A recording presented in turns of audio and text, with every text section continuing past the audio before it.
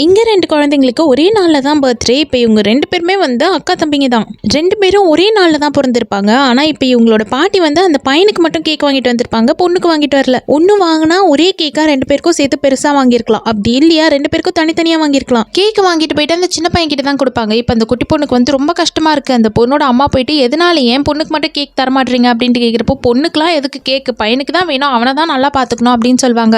இவ்வளோ சின்ன பொண்ணை ரொம்ப கஷ்டப்படுத்துறாங்களே அப்படின்ட்டு அவங்க அம்மாவை வந்து பர்த்டே அன்னைக்கு சூப்பர் மார்க்கெட் கூட்டு போயிருப்பாங்க. உனக்கு என்ன வேணுமோ எடுத்துக்கோ, எதை பத்தியும் யோசிக்காத அப்படின்னு தான் சொல்லியிருப்பாங்க. இந்த பொண்ணு ஒரு பெரிய ஃப்ரூட் எடுத்து பார்த்திருப்பா. விலையும் ரொம்ப ஜாஸ்தியா இருக்கும். பின்னாடியே பாட்டி வேற நின்னுட்டு இருக்காங்க. நம்ம இதை எடுத்தோம்னா நம்மள கண்டிப்பா திட்ட தான் போறாங்க அப்படின்ட்டு அதை வச்சுட்டு ஒரு குட்டி ஃப்ரூட் எடுத்துப்பா. அவங்க அம்மா வந்து எதனால இதை வச்சுட்டு இதை எடுத்துக்கிற, நீ உனக்கு என்ன வேணுமோ எடுத்துக்கோ, காசு பத்தி எல்லாம் கவலைப்படாத அப்படின்னு தான் சொல்லுவாங்க. ஆனா என்ன சொன்னாலும் சரியா அந்த பாட்டி வந்துட்டு அந்த பொண்ணை மிரட்டி வச்சிருக்காங்க. வந்துட்டு சின்ன ஃப்ரூட் எடுத்துக்கிட்டு எனக்கு இது போதும் அப்படின்னு சொல்லிடுவா. அடுத்ததா இப்ப இந்த பொண்ணு வந்து வீட்டுக்கு கூட்டு வந்திருப்பாங்க. கால் ரொம்ப வலிக்குதுன்னு சொல்லியிருப்பா. என்னன்னு பார்த்தா இப்ப இவளோட சைஸ்ல இருக்கிறத விடவே ரொம்ப சின்ன ஷூவா தான் அந்த பொண்ணுக்கு பாட்டி போட்டு விட்டுருப்பாங்க. பொதுவா பெரிய பசங்க போட்டுட்டு இருந்த ஷூ ட்ரெஸ் தான் அடுத்தடுத்து வர தம்பிங்களுக்கு தங்கச்சிங்களுக்கு போட்டு விடுவாங்க. ஆனா இவங்க பாட்டி வந்து அப்படியே ஆப்போசிட்டா பண்ணிட்டு இருக்காங்க. பேரனுக்கு தான் வந்து நல்லா புதுசா வாங்குவாங்க. அது சின்னதானதுக்கு அப்புறமா இந்த பொண்ணுக்கு எடுத்து கொடுத்துறாங்க. அவ்வளோ சின்ன பையனுக்கே வந்து அது சின்னதா இருக்கு. அப்ப இவ்வளோ பெரிய பொண்ணுக்கு வந்து கண்டிப்பா சின்னதா தான் இருக்கும். ஆனா அதை பத்தி எல்லாம் யோசிக்கல. உனக்காகலாம் தனியா இப்ப காசு செலவு பண்ணிலாம் வாங்கிட்டு இருக்க முடியாது. அதனால அவன் போட்டு வச்ச மிச்சத்தை தான் நீ போட்டுக்கணும் அப்படின்னு சொல்லுவாங்க.